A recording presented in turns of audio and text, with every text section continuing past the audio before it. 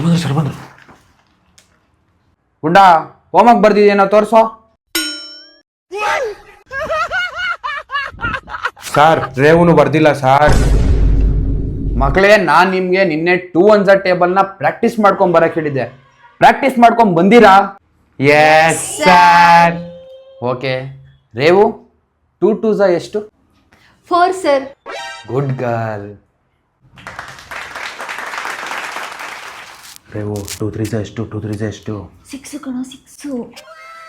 ಗುಂಡ 2 5 ಎಷ್ಟು? 6 ಸರ್.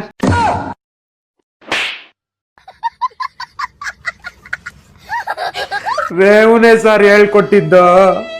ಅವಳು ಮಣ್ ತಿನ್ನು ಅಂತ ಹೇಳ್ತಾಳೆ. ಮಣ್ ತಿಂತೀಯಾ? ನಿನ್ ಬುದ್ಧಿ ಎಲ್ಲೋಗಿತ್ತು? ನಾನು ಬುದ್ಧಿ ಇದ್ರೆ ನಿಮ್ ಟ್ಯೂಷನ್ಗೆ ಏನಕ್ಕೆ ಬರ್ತಾ ಇದ್ದೆ ಸರ್?